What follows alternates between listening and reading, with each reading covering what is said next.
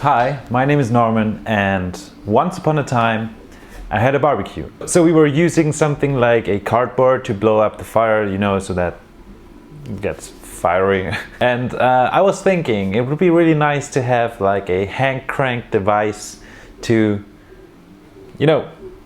make some air. And at this point, that could be the end of the story. You can buy these things for less than 20 euros on Amazon. Yeah, you could save a lot of time by doing so. But of course, we're not gonna do that, right? I really got into gear design lately. Well, this is like a gear operated box, you turn that thing and then it opens and closes. I never finished it. Yeah, this is completely useless, Having something like a crank air blower, I think it would have some sort of use, more than a simple box, right? So I wanted to try out a little bit of things. That's just like the only reason I started this project, besides having a more comfortable way to make some air. And well, I designed a couple of parts here. You can see this box is full with things. Actually, we're still mid-printing, so two pieces are still printing. They're gonna be finished in, I think, half an hour or something. I can't wait to assemble it and test it, of course. We got a bunch of plastic parts, all of them printed in ASA, yellow and black. Only difference is yellow is my one printer and black is the other printer. Yeah, we got large bearings, really large inner diameter, and a bunch of smaller bearings. I just bought 100 pack of those standard, let's say, skateboard bearings, because that's where I know them from. So yeah, those are gonna be more than enough. And then we got a bunch of parts. What's that? Okay, that was a test. We're not going to include all of those parts because some of them are older prototypes, and yeah, of course we're not going to use them. Some of them, like this one here. So where do we begin? I have no idea if this is actually going to work. I don't know why I have so many of those small pieces of carbon fiber rods, but I have them. Unfortunately, we need larger ones. So I'm going to salvage them from this old slider here, which I built a while ago. I'm not sorry about salvaging, because it has been lying in the drawer ever since. Luckily, I designed everything without glue.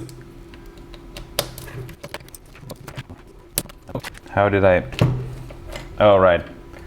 Okay, this tube is going to stay because the cable from the motor is going right through it, and it's soldered on the other side. And I don't feel like, removing that. I think we will just need one of those anyway, because these are the spaces which are going to go between those side pieces. The tube cutout which I'm going to need is not going to be much longer than one of those. So I think one carbon fiber tube here is going to be enough for... Dude, why is it so... Right, that's why it's not moving. Huh. So the rest can go back into the drawer where it's sat. So this gear is done, and well, I recently upgraded to this Built-Tech magnetic sheet, and it's not only hot, but it's also really amazing. Unfortunately, I damaged it already just after 1 week, and this thing costs a fortune. Kind of a bummer. It's so cool. It just works like it's crazily good. The difference is, well, okay. The difference is on the other side, here, this printer. This one also I upgraded with a magnetic build plate. The difference is the other one got a little bit more love than this one. So this one is an entry level for the quarter of the price of this one. It's good, but it's not that good, To be honest, it's too good. What makes it kind of bad?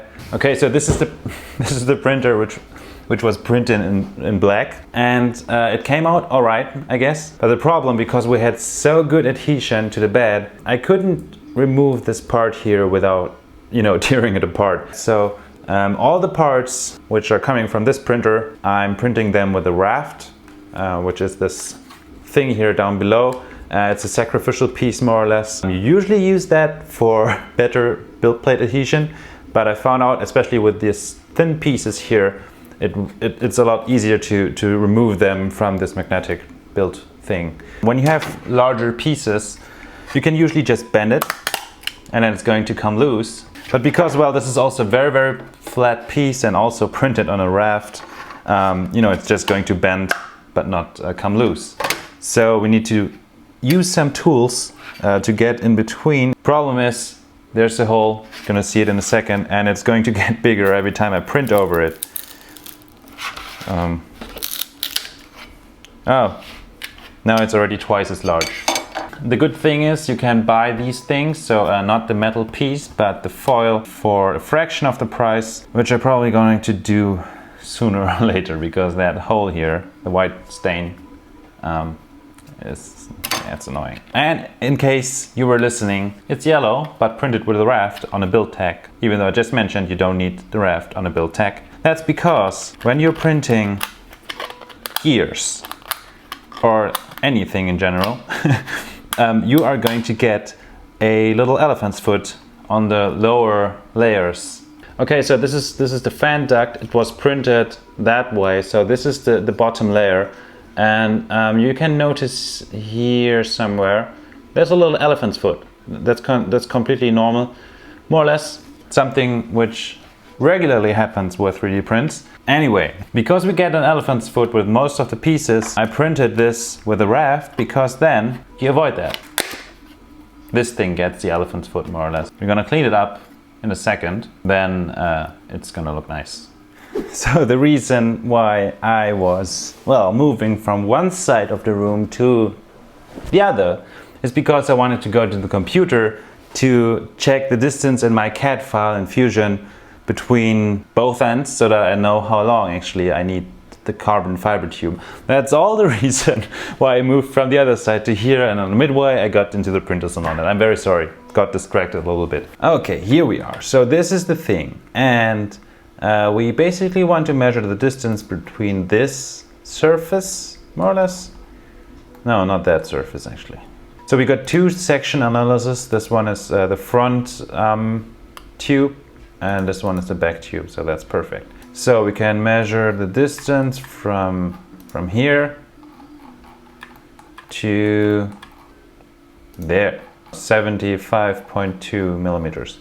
So I'm just going to make 75, take a note. The other one, boop, boop, here to there. Yeah, 67. Why isn't...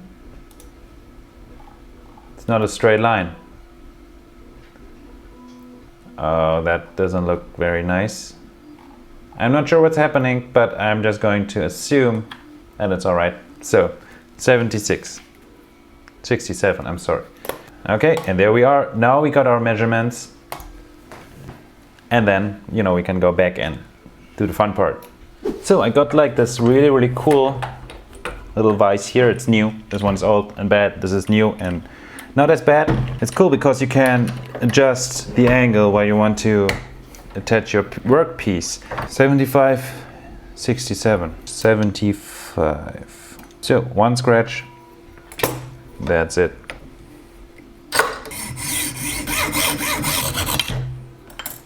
I just realized that I had, you know, these small parts were totally usable. That was kind of... I could have used this one. This one is just a little bit short, but there's a lot of tolerance inside there, so that would be good enough. However, we are going to use these offcuts to, you know, for the second piece. 67, and then turn the workpiece and make a scratch. Doesn't need to be perfect, just needs to be good enough.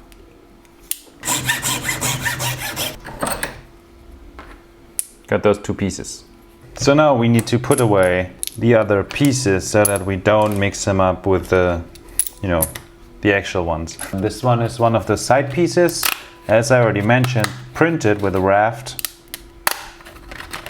Rubbish, very messy. For cleanup we are going to use a small knife. This is a CRKT Minimalist. It's a great knife. I love it, especially for working here. Great size for this type of work. That's a lot of holes for just one single piece. But I thought it would be cool to have like a skeleton type build. I'm pretty sure it could have been done better. 100% sure, looking at it. Same but different. I have a lot of mess here. Again, let me demonstrate why I have been using Raft. When you print directly on a build plate, you get your little elephant's foot down below here, and then these gears wouldn't mesh into each other. But now, because well, instead of having too much material, actually it's a little bit less. That's okay. So these gears work perfectly.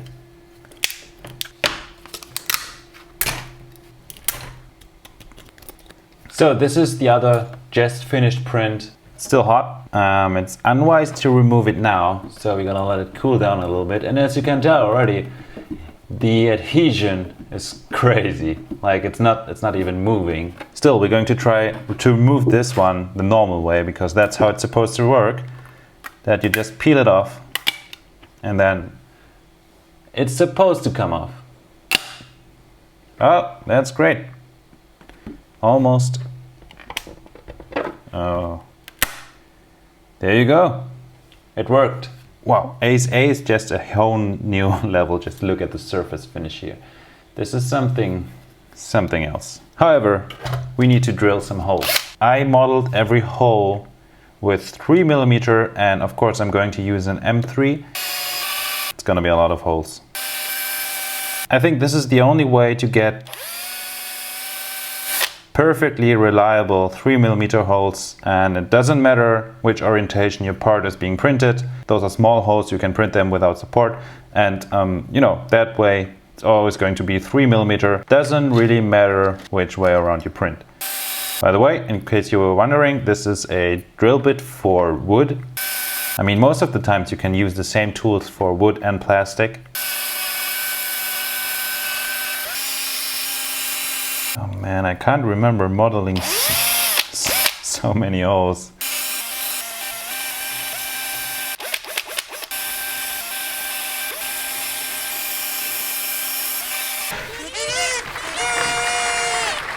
So by now you may assume that we are done with all the prep work, right? But I got bad news, not yet. Here, for example, we have very sharp edges. I'm going to clean it up really smoothly. But a more important step is the backside. You remember in another video, I don't know, I think it was the one with the monkey light thing, lampshade, I said that you can remove these white stains. This is the underside. I said you can remove that with a lighter, with heat. And you know, it works like a charm, as you can tell. But when you're having lighter colors, usually flames, open flames, are going to discolor it. So I got a much more mature version. This is a Dremel Versatip, I think it's called. It's basically a gas-operated soldering iron, and also you can make a little heat gun out of it, and that's what we're having right now. You know, you can just blow some heat and remove these white stains that way, and that's a lot better because it's pure heat, not an open flame. So now we have to repeat that step for every single other piece we got here. So even this one, which was printed on a raft, on camera it probably just looks like reflection, but once you remove that, now it's monochrome black. Maybe we can compare. This one is a lot lighter, even on camera, than this one. That's because, you know, I'm not sure if you can do this with every material which comes out of the 3D printer, but I assume you can do it with a lot of them. Ace A and PLA definitely do work. Probably every thermoplastic. So with the yellow pieces, it's not very noticeable, but still it's there. And in case you were wondering as well, yes, I have 2 fan ducts. That's not because I'm going to use 2 of those. That's because I have two design iterations, more or less. So this one is Mark II, let's call it that way.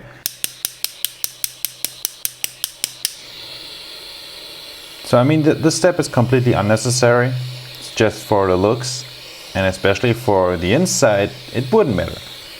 But I need to get practice with this piece here. So, ladies and gentlemen, this was the Dremel Versatip.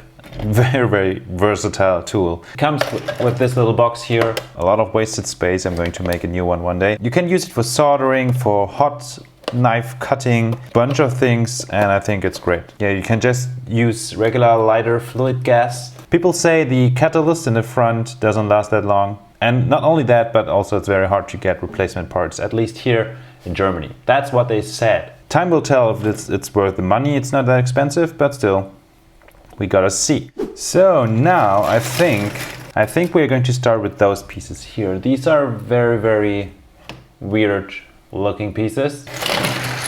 That's because they are weird. They're completely useless, as well as actually the entire project. But let me explain. So these two gears will later sit here as a 2-to-1 ratio to the smaller gear, because they are like 6 on top of each other. It's a 1-to-64 ratio. I thought there are a lot of forces, and I don't want any gear or anything else to blow up. That's why I designed more or less a suspension. Well, we are going to, number one, add a bearing in the middle here. This one is the first generation of my suspension, and well, it works kind of. The gear inside sits a little bit too loose. I'm not a fan of hammering the gears inside. A lot of people do that, but I think using force to assemble something, of course, is going to require a lot of force to disassemble it, but I don't know, it's not in my spirit. Let's call it that way. Violence is not a solution, yay. Except in video games. Because I don't want to hammer the bearings into the suspension part, I added this screw thing.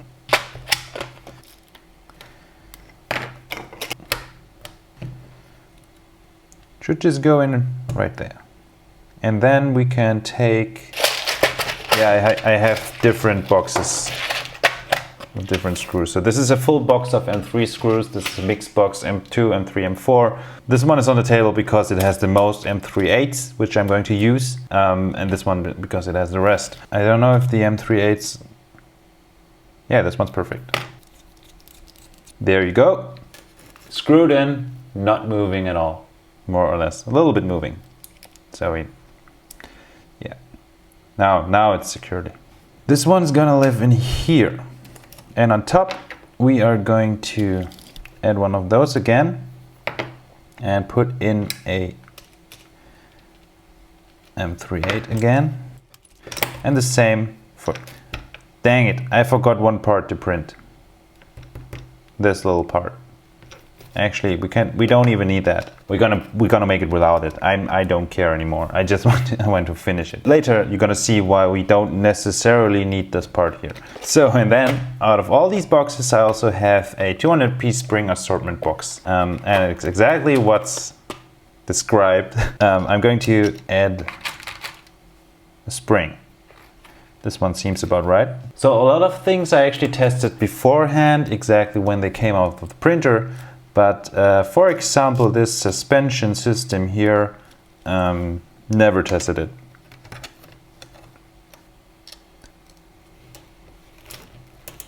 Here it's now suspended. So if there's too much force on the axle here, instead of just continuing to turn, it's going to give in and, you know, do its thing. Probably it's also not going to work as intended, but I thought it would be, you know, it still looks cool and I designed it, so might as well just include it into the build. I saved a little bit of time. I made both sides symmetrical. So we're gonna finish both sides. Then we can go on with the rest. I designed an L-shape piece which is going to have a screw here and hold this thing in place.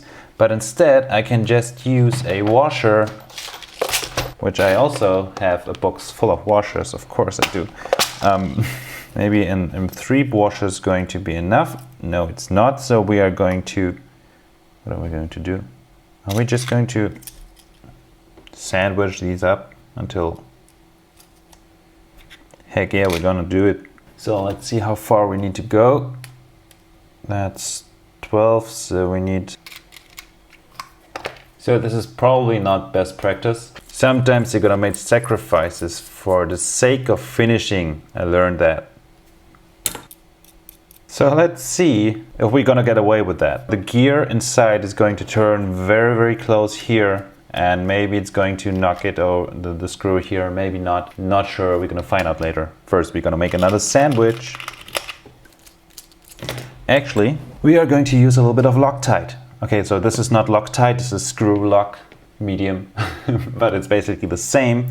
It's a glue you apply to your screws, and then they are not going to rattle loose.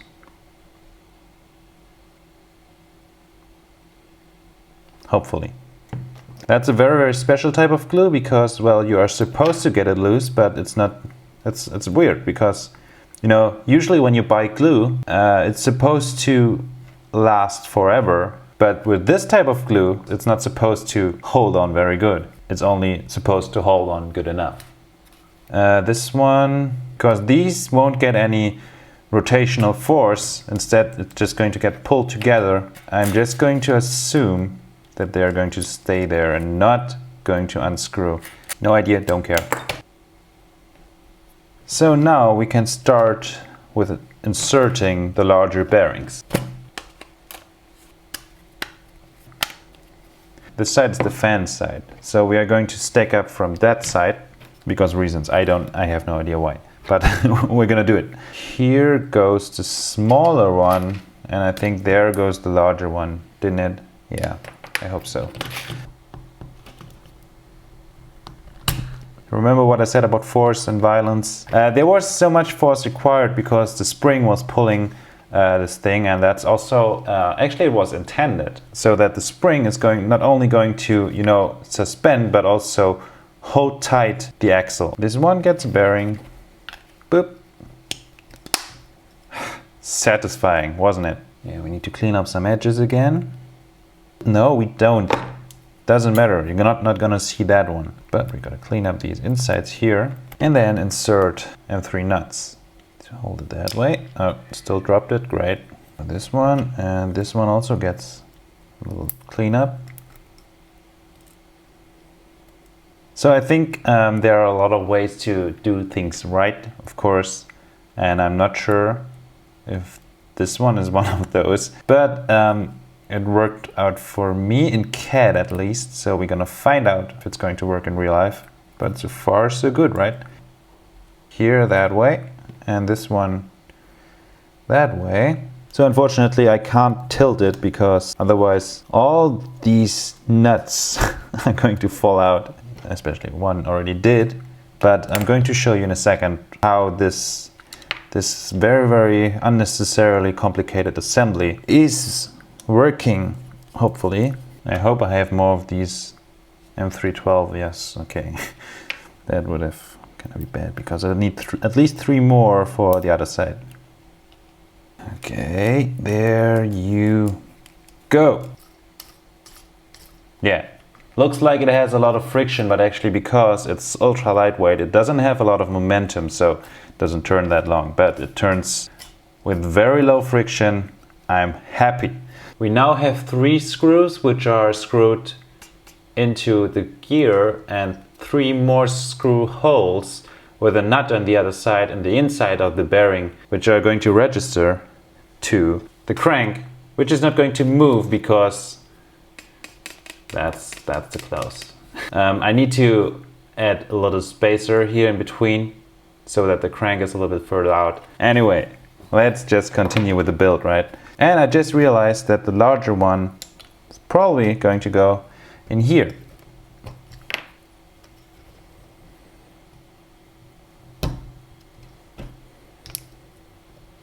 Yeah, it's coming together. So now again, got a little bearing assembly action here.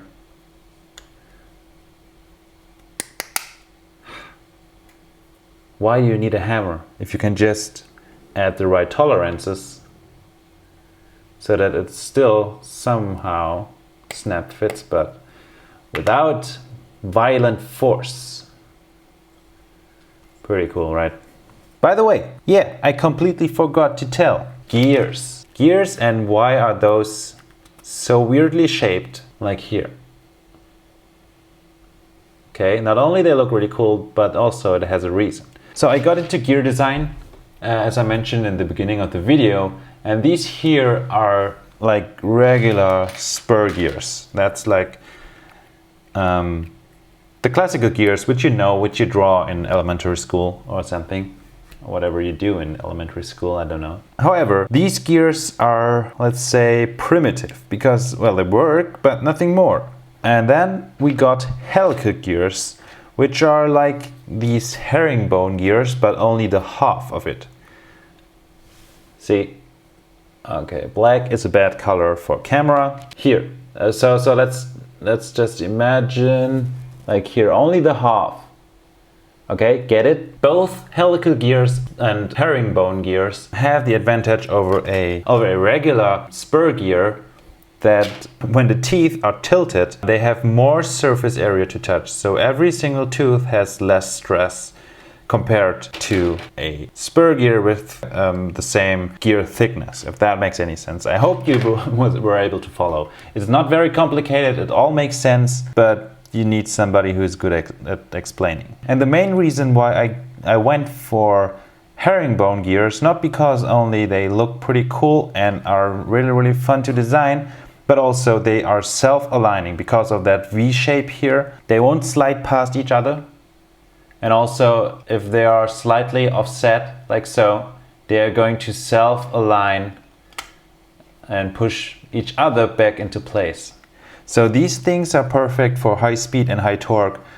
As far as I know that cars usually just have a helical gear in their gearbox. I don't know why they don't use those. There's probably a very smart reason, which I don't know, which I am not aware of. That's why there are car engineers, and there's me doing random stuff on YouTube. Long story short, the only thing which you need to remember right now is that herringbone gears cannot slide past each other. That's also one of the reasons why I made the suspension thingy here. So not only is it some sort of torque limiter and the clamp for this axle here, it's also, well, the one and only way I could assemble this thing that way, at least. You know, put in the axles and then stack it up. Because now I can just push this one back, boop, and then it's going to slide past, and then, you know, it's going to turn. But I forgot something. We need some washers. And I think I put 2 here. Is it? No, it's just 1. 1 single washer. There you go. Another gear. There you go.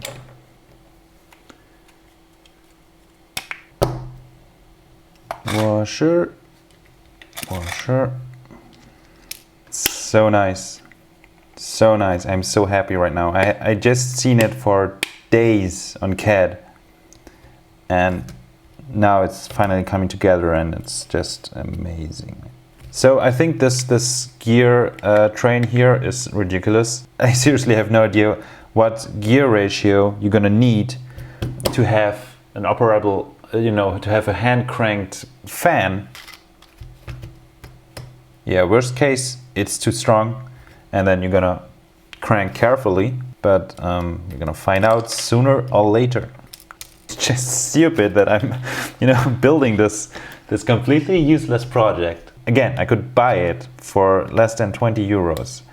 Instead, I spent like 30 euros or 40 on bearings. But again, I'm not doing it to save money. So here comes the last small piece, right? So this one also gets a bearing.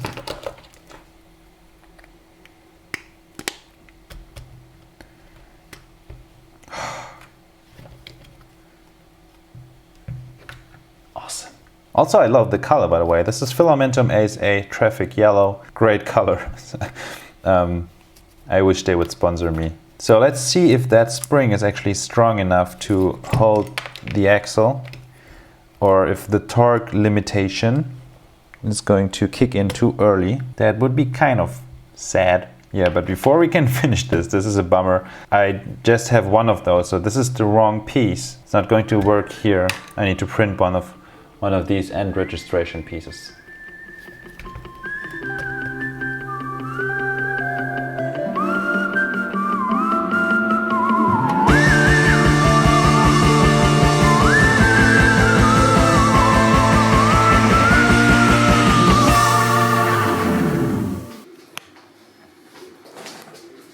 So I not only printed, well, this missing part here, which is going there, I also printed those, which is supposed to go there. I'm not entirely sure about that. Because if you look closely, this screw here is a little bit too far out. So while here on this side, it's going to work because, well, there's only the small gear. On the other side, we got the large gear on the very outside. So that gap here is too small for that screw to stick out. I'm not sure, because I don't know how to say it. This part is pretty crappy actually, because it's too small. Maybe I should give it a shot on the resin printer, but seriously, I don't feel like waiting so long right now. I'm not sure if I don't have any other choice, because I need the washer that large so that it's going to cover the entire bearing, but with a smaller hole so that the screw head, the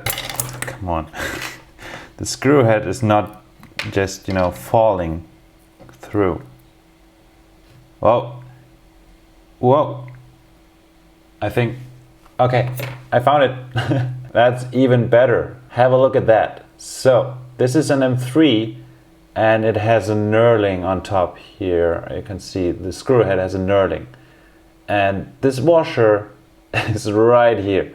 So this is even better than before. Well, basically it's a countersink screw now. That's, wow. Okay. Sometimes I'm frightened by my accidental genius. We're gonna do it. Okay, wait, this can stay there. This needs to go out. So yeah, the only nut which used Loctite is now going to come loose.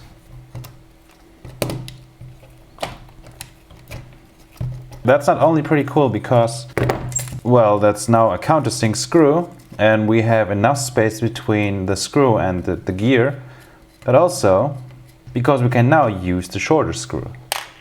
So this one, let's get this one out of the way. So now it's going to stick out less on both sides. Wow. That's a happy little accident. Now this is what I'm talking about.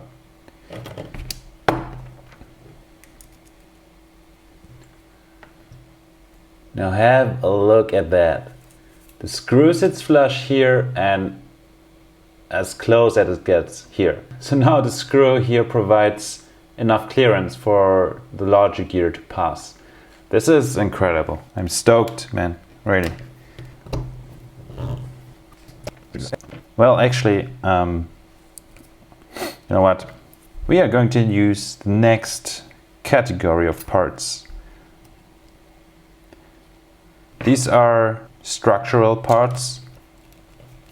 So that works, right? Yeah. So we're gonna do that a bunch of times. Because this one is also printed with a raft, the bottom surface is very inaccurate, but that way I have some sort of snap fit for these little nuts. So they go inside, but they don't fall out. One happy little accident after another. Yeah, when it's so bad, it actually turns out pretty good. So I'm going to flip it over so that gravity is pushing the nut up further, and then hopefully the screw will grip. Yeah, it did. And also, in case you were wondering, we have two screws which are going that way and two screws from the outside. You can also put a hex nut inside here, That's so that you can mount stuff on the outside. I don't know yet how creative I'm going to get with this setup, but basically I wanted to keep all my options open, so you can mount anything anywhere as long as it's an M3 bolt.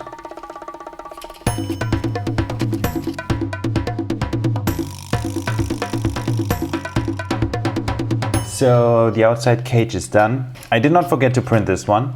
I printed it. Basically I printed one spare one because I was expecting a lot more to go wrong when printing with a Raft. And I wanted to put this piece down here instead of that one and these two. But I beefed up the frame and I forgot to subtract the material here. So this thing is not going to fit in here. So let's just ignore the fact that this part is missing and finally start assembling that thing. This time for real. I'm really curious if everything is going to work. My biggest concern is the torque limiter and its maximum capacity, but we are going to see. Yeah, we're gonna clean that.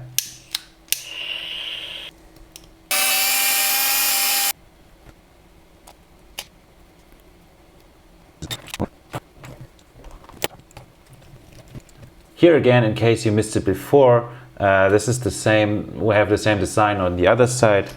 Here, there. We have a part from the outside, which is like a T shape. So that way, coming from the outside. And it has nuts inside here. Same principle from here. We got holes for nuts inside here. When we put a nut in here, for example. Okay, that's pretty hard to do that up there.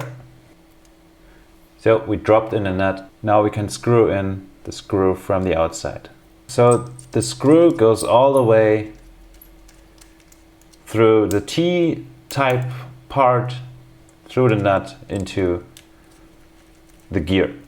And that makes a rigid group, more or less, sandwiching the bearing. Oh, actually we can remove it still. Yeah, it's from both sides now fixed to the bearing.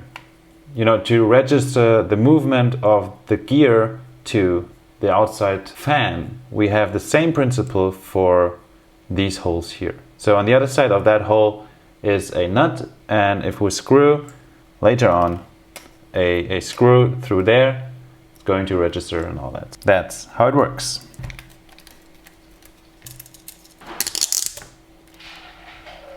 That's so nice. I'm still so happy about this accident. Flush, flush. Couldn't be any better. Let's do it. Where did that... I know where. Okay. Everything's cool. Everything's fine. So, how do I manage that?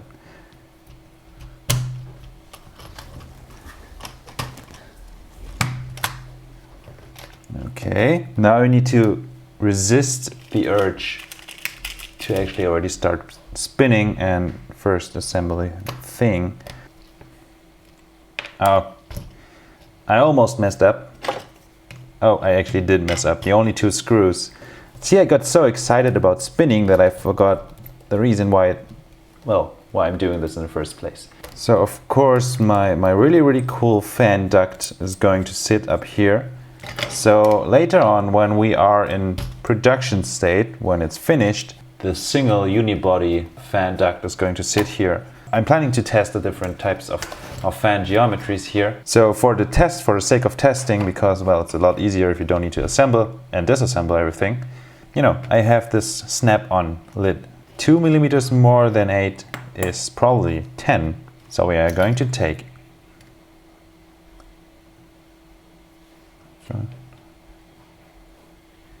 I don't have enough. Don't care, we're just gonna take and see how far we're gonna go.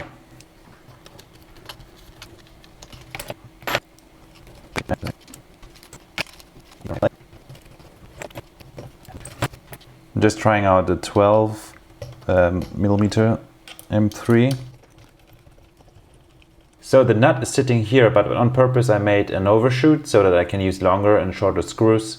So the hole for that screw goes up to here, I think. So we got a little space to work with.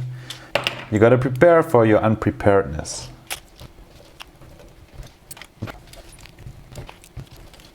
Okay. We have waited so long, but first we gotta install the crank. Yeah, it's working. I'm just going to use that as a spacer. And guess what? Another box. And this one has M3 washers, so we need 1, 2, 3. Yeah, I know. I'm hurrying already. I'm on my way.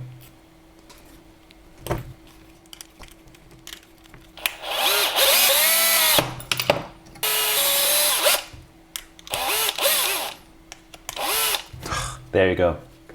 I know. That's a lot of effort just to maybe find out that it's not going to work. I mean, yeah, the spring here I could adjust probably.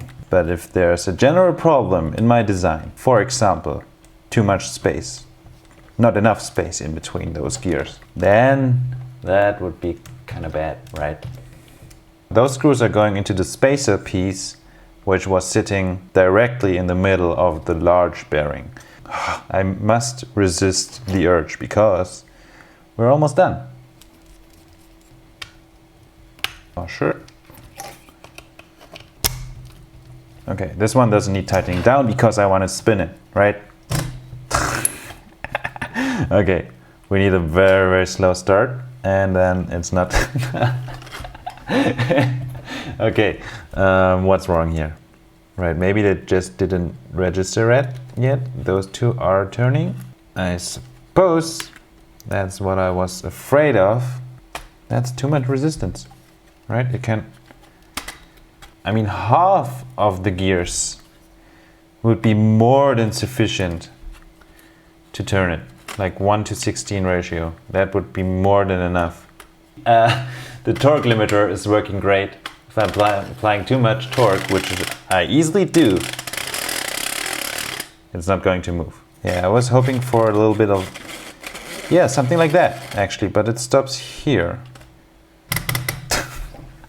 That's disappointing. We need to figure out what's wrong with that. Unfortunately, my genius torque limiter is limiting everything.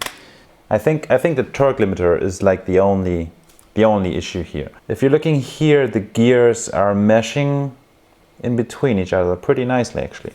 If you start with that, it works. Like with this first gear, this one works great. So, and starting with that's already too much. I mean, I'm happy that the torque limiter works, but it's a little bit too weak. You can even see it moving. That's actually pretty cool. Just have a look inside here, and you can see giving in if there's too much here. That's the best angle. There you have it, 1:64. It's a little bit too much. I assume my cool suspension torque limiter thing has to move because I just need 1, 2, 3 gears inside here. So the crank can't be on the same axle. It's going to move to the back. Sometimes you need to have something in your hand to know what's wrong with it. Yeah, we are going to redesign that, make a few changes. Hopefully it's going to work. I mean, when I remove that torque limiter, obviously I need to find another way to assemble it, but I hope that this is going to solve it. If the axes have nowhere to go except to stay. But most of the parts actually I can keep.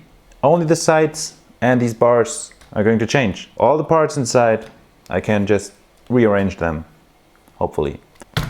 Let's hop down to the computer and fix those issues. All right, got those parts printed. Also, I already made the cleanup. You can see the bottom here is nice and black. Well, it's kind of messy here, but it's going to look a lot better in a second once I put all those parts back in where they belong. Whoop. So this is the base shell. As you can tell, I got rid of the skeleton design.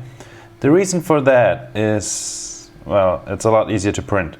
That's all, like no holes and all that, just solid surfaces. That way I could also save a little bit of assembly time. Half of the shell is already assembled. For the earlier versions I had larger holes for the nuts so that they just drop in.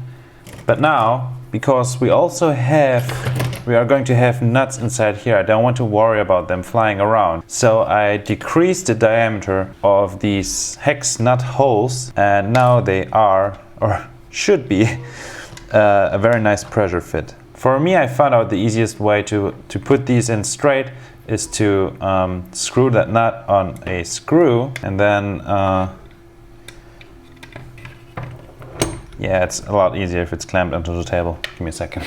Like that. I pressed them in a little bit, and then I use that vise here to apply exactly straight pressure. Yeah, just use it, turn it, and there it is.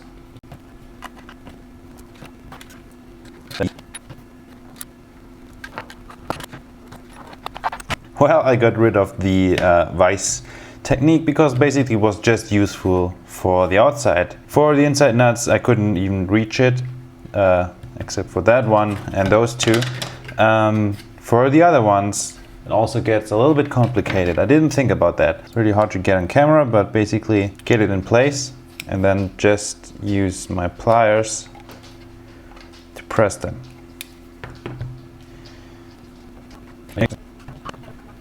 Because I don't trust these hex nuts to stay in place, I will screw in one screw and then you know, make sure that it's aligned and in place, and then I will unscrew it again. The reason for that is because these nuts are almost one of the last steps. I mean, these ones are the last steps. The reason is because well, I want these things to be aligned perfectly before I, you know, assemble everything, and then when I screw in the last one, it drops out and then I cannot access the nut anymore. So I want these things to be in place where they need to be. Great, now these are all done. Next up, that one here, yeah, I know these are a lot of nuts, probably totally overkill. You know, I just want these connections here to be absolutely tight and solid. If I distribute the torque and tension, and call it what you want, between all those nuts and bolts later, yeah, it's less likely to break apart. And the last thing I want is a part failing because it's breaking apart. I want it to fail because I made a bad design decision, because, well, then that's my fault, but I don't want it to fail because of material fault. See, that one here didn't align properly, and if I would have pushed that screw in, it would maybe, because it's that way later, it would maybe have dropped out. Because now, yeah, see, it would have been inaccessible later on. So imagine screwing in all those screws here around, and then one screw doesn't want to do its thing. That would be kind of annoying. So I'm just going to make that work beforehand instead of getting annoyed later. So, well, we have these parts here now, all metal parts inserted. You have seen them for a while now, and I haven't explained yet how it's going to work. I gotta say, I don't know if I mentioned it before, I actually planned on reducing the amount of gears here. Actually, I did, but instead of kicking out 3, I just kicked out 1. I realized that the biggest culprit here in this entire story wasn't the gear ratio. I mean, that was a very big culprit. The biggest one was that stupid suspension torque limiter thing. And I got rid of that, and that's great, because now we can, you know, 2 solid axles are a lot better for gears. I learned that the hard way, but probably among mechanical engineers, that's probably like common knowledge. However, we are going to start. The first step is actually putting that thing on, where I'm going to lay in all the gears, and then I can push in the axles from the side. Just look at it. It looks so nice. I don't know, I like this screw look. So now that we got our base thing. These larger bearings, still assembled from before, they need to slide in from the side. This one is where the duct is going, so the larger one needs to sit here. Small one goes there. Like that, like that, like that, and like that. That already looks kind of like the real deal, right? But the problem is we need to slide in these washers, and this is not going to be very fun. I have no idea how I'm going to manage that. Maybe with magnets. I'm not sure. I have this 3D printed pen. It's very, very simple and annoying mechanism to eject or to make it live. But it has a magnet at the back because I thought it would be cool to be able to stick it somewhere. So today we're going to... Okay. Okay, that's not gonna work. These things are not magnetic. Great. Tweezers. Is that all? Okay. So the first ones are going to be a lot easier because there's more space left. But once we get closer, I forgot something. I forgot those bearings. I need to slide in here, there, yeah, bearing. Now we're talking. So I'm not worrying about this axle sliding around here within this thing, but if it's too short, too long, it'd be kind of annoying to trim it again. So let's just make a test fit without the washer. Let's see. That one's good. Actually pretty good. Oh, how... Okay. That maybe was a little bit stupid. Okay. There you go. So now this one has like the right length. So I'll need another one at this length. Now we can push in and start puzzling, right? That's actually a great puzzle because the first one is easy and it gets harder every time you succeed. And the problem, yeah, that's the problem. So the problem is I need to push them in from both sides. If I had a way of assembly to push them from one side, I could just, you know, stack them up from one after another. Actually, I could make one side the easy way probably. And the other side will be harder. That's weird that it's just moving one way. Or all the way. Great. Yeah. Yeah.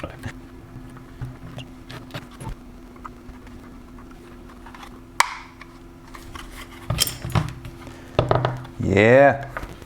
Number one, done. And this is the end cap. Very nice contrasting color. Okay, first run done. Okay, I'm gonna cheat for the first one. Actually, I can still do that, right? Yeah. Yeah, you guys sitting in the front of your computer or TV and just saying, yeah, Norman, that's the way how you could have done it from the beginning.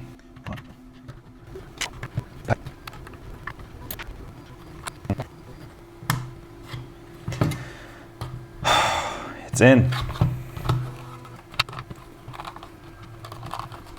Now let's just have a look at that. How beautiful is that? Like perfectly flat and all that. I love that's the power of CAD, computer aided design. Like you can design everything beforehand and you know exactly how deep that hole is gonna be or needs to be for all those things, and then you can just, you know, put it into your printer and then let the rest do its magic, right? Yeah, we need a lot more WD-40.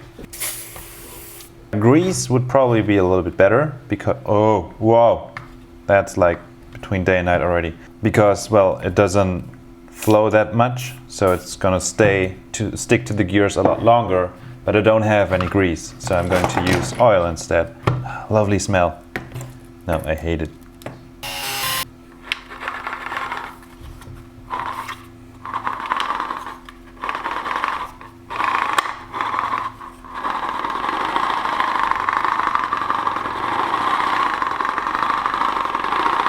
Well, it's not running smoothly, but it's running. Have a look at that, guys.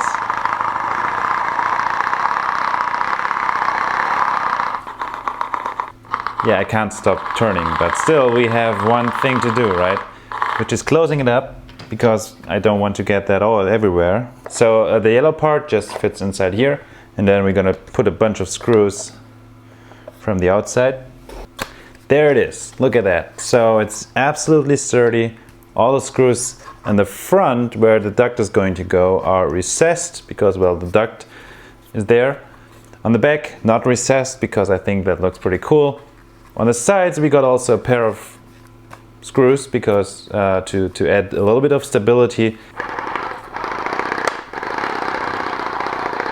I mean, sometimes we have a little bit of, you know, actually happens on a regular basis, so I don't know if that's something bad. But if you turn carefully, you may get some air. So that's, yeah. The duct assembly follows the same principle as, well, the rest of this thing actually. Some holes, some nuts on the other side, and probably some M3/8 are going to go all the way through. Yeah, M3/6 would be better because we have a little bit of overshoot here. M3/8s are the ones I have the most of, the most of, because, well, this build has been eating a lot of them.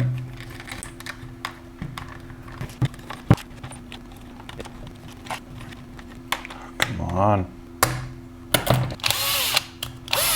This one is bad, but I don't care. I just want to make some air. So let's just install the fan. Oh no, that thing is too high. Seriously, at the end of the video, come on, can't be serious. Why is that? Okay, I'm gonna install it anyway.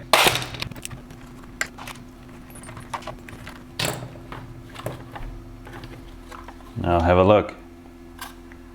Oh god, it's stalling. Yeah, it's not centered.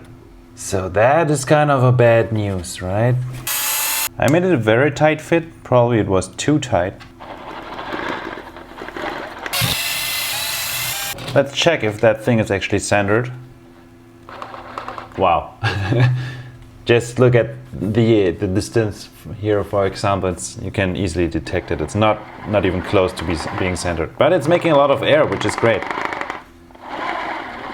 So I don't know how I'm going to center this, but what I can do is I can just cut off this thing at the edge here. Because I don't have that skeleton built anymore, I don't rely on the backside of this fan piece here.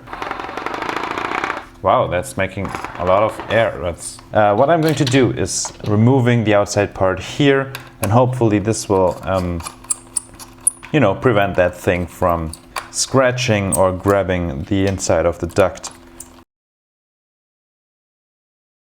So still not centered, but now it doesn't really matter because it's not touching anywhere. So we're getting closer, right?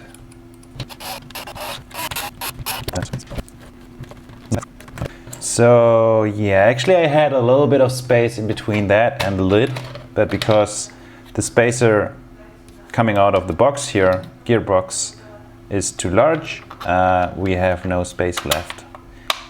So let's see if that's too much friction. Oh yeah, you can hear it, there's a little bit of friction out there. Yeah, we're gonna reprint that. But let me just, how do I know people probably zap in here and think, yeah, that guy's gonna be very disappointed. Probably, but still I want to try it out. So here's just a piece of plastic, probably too heavy to notice anything.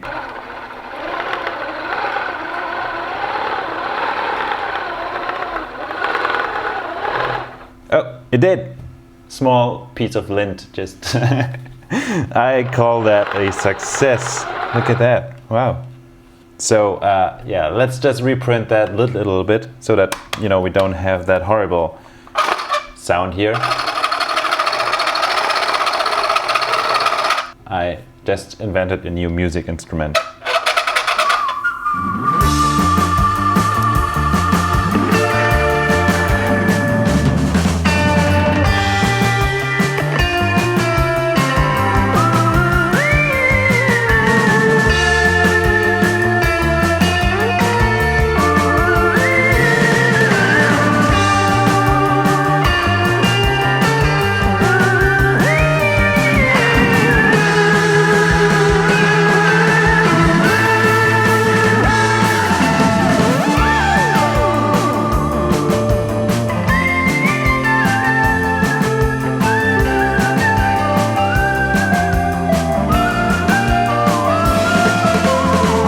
Okay, it's done. Well, of course I added the extra space here so that now we can turn it without that annoying noise, but also I added this obnoxious handle here so that we can, you know, hold it a little bit easier. Basically now we're more or less done, rather less than more.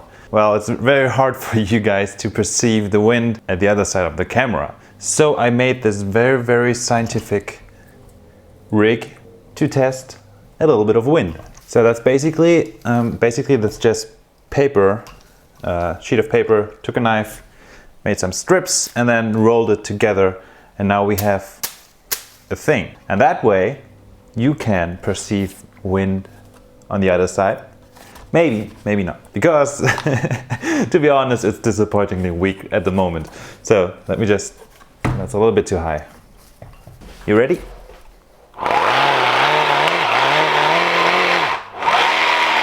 So you already notice turning back is a little bit stronger than turning forwards, which is kind of weird. Because, well, my 7-minute research into fluid dynamics and fan designs told me that when the fan is turning back that way, it's supposed to be stronger than turning that way. This way is stronger than that way. That's what I was told, but apparently that way is stronger. Also, I realized when you remove that cap here, it gets really strong. So I think that the hole here in the middle is a little bit too small because, well, it's moving a little bit more air than the hole is giving.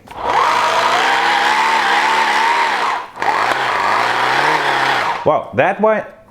Okay. That's new. Now, turning backwards.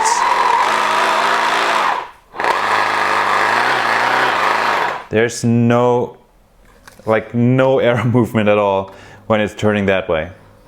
So, I don't know, maybe I just looked it up wrong, but now turning forwards is like crazily strong, and turning backwards nothing happens. Yeah, I don't know why that's like that. For the sake of science, I printed out a bunch of more different fan designs. So actually that one here is a little crazy. You see that weird geometry already. So we're gonna talk about those first. This is basically all of those are the same fans, but this one has more blades and this one has less blades. Let's change the fans and see which one is doing better. Control group. This is the one with more blades.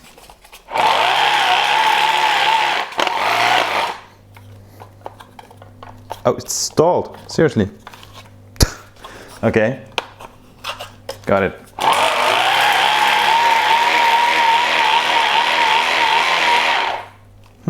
And now we got the one with less blades.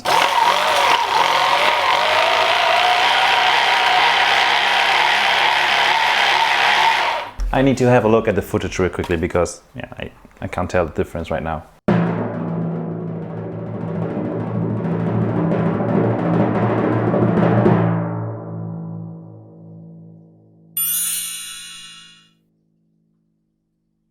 Well, as far as I can tell, the one with more blades was actually the most efficient. I think that's, you can't put much more blade than here, and it still needs a little bit of air or volume for air to move. I sanded down the outside because well, the tolerances here were too tight. Before I just clipped them off with a wire cutter, But of course that's kind of barbaric.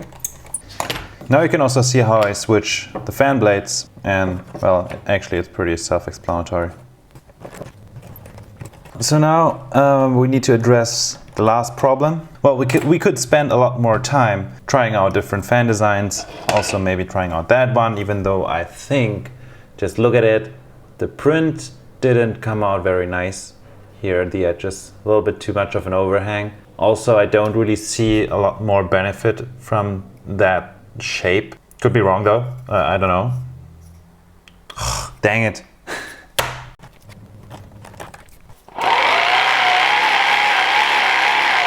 Okay, after a quick test I realized this thing, yeah, I think the one with the most blades is still the best. We're gonna stick to that.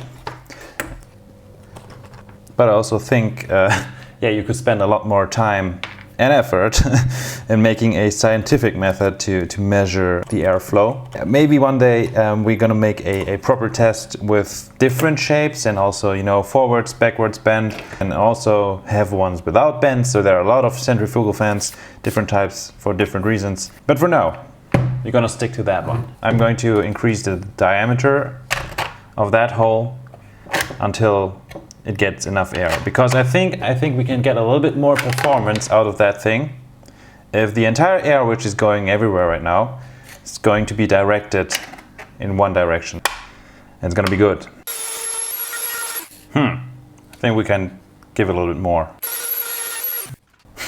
Okay, that's not perfectly centered, but so we are going to A/B test. So this is the one without anything in the way, and this is the one with the cap.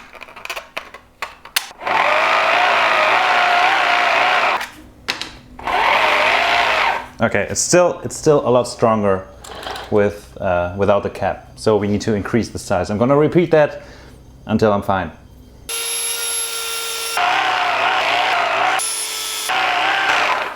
I think we're close. Now I need to start drawing lines so that, you know, it starts to look like a circle and not that. This thermometer is actually pretty perfect from the diameter of the inner thing. I'm gonna put it in the middle. There you go. I think it's centered enough, so I can measure this diameter later and update the CAD model. Oh, that's new.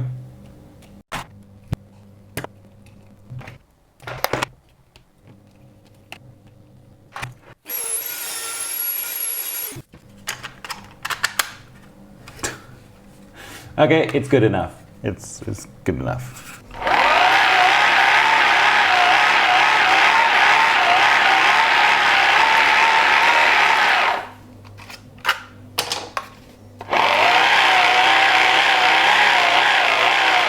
Okay, so there you have it. Yeah, thinking about it, this is still entirely useless, this entire thing. Well, it's thermoplastic, so once you blow, you're gonna generate heat if you're blowing your barbecue, and then, you know, it's gonna melt away. So this entire video was, to be honest, completely pointless, but it has been fun, and also I learned a lot, many things about including bearings into the design, because I never did that. Also about helical gears, herringbone gears, and all other gears, fans, ducts, snap fits. Never did it that way, at least. So if you really want to get into 3D printing, you don't need to. But if you want to, projects like those are actually quite interesting. It's not like you depend on it, so if you mess it up, it doesn't really matter. But getting to the end product is really, really fun, and you're gonna learn a lot. Maybe one day we are going to try to improve that thing. So I think we can do a lot about fan shapes. We can do a lot about fan volume, because, you know, it could be twice as large to be at least as good as a piece of cardboard. For now, we're gonna end this video here, because I think it has been quite long already. I don't know. So thanks for joining in. I hope you enjoyed it. That's it for today. See you guys in the next one. Bye bye.